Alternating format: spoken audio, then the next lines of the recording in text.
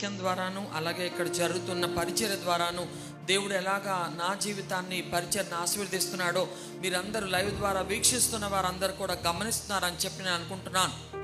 And I want to thank my wife Shrestha for being here and bringing the presence of God with heartfelt spirit-led worship. మరి నా భార్య శ్రేష్ఠ కూడా ప్రత్యేకమైన వందనాలు తెలియజేస్తున్నాను. ఎందుకంటే మరి దేవుణ్ణి చక్కగా ఆరాధిస్తూ ఆత్మతో మరి నడిపించిన విధానాన్ని బట్టి ఆమెకు నాకు వందనాలు తెలియజేస్తున్నాను. How many of you are happy to see Shrestha at Youth Central?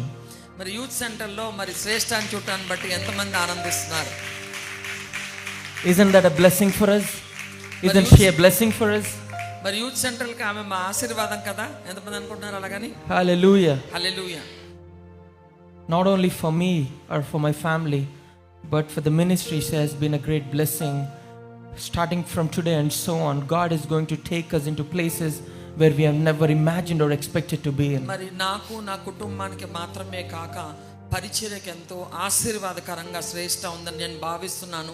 మరి ఇక్కడి నుంచి దేవుడు పరిచర్యను ఎక్కడ తీసుకువెళ్ళబోతున్నాడో మరి నేను ఊహించలేను. అంత గొప్పగా దేవుడు ఈ పరిచర్యను దీవించబోతున్నాడని చెప్పి నేను నమ్ముతున్నాను.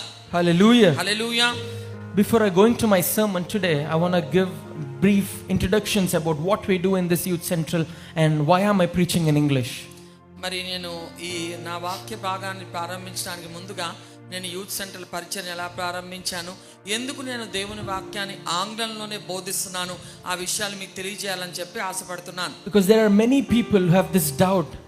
You know Telugu, why are you preaching only in English in Youth Central? మరి చాలా మందికి ఒక సంశయం ఉంది, ఏంటంటే మీకు తెలుగు వచ్చు కదా, ఎందుకు మీరు యూత్ సెంటర్లో ఆంగ్లంలోనే మరి వాక్యం చెప్తున్నారని చెప్పి చాలా మంది అడుగుతుంటారు.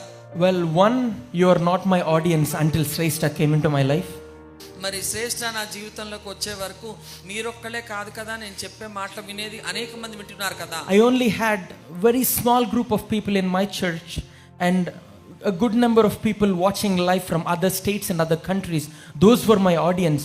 My audience were never from these two Telugu states until I got engaged. మరి నిజంగా చెప్పాలంటే నాకున్న పరిచర్లో ఉన్నవారు మరి రెండు తెలుగు రాష్ట్రాలకు చెందిన వారి కంటే ముఖ్యంగా నేను చెప్పాలంటే మరి నా లైవ్ ద్వారా వీక్షించేవారు కానీ లేకపోతే నేను చెప్పే వాక్యం మరి చూసేవారు అనేక దేశాలకు చెందినవారు.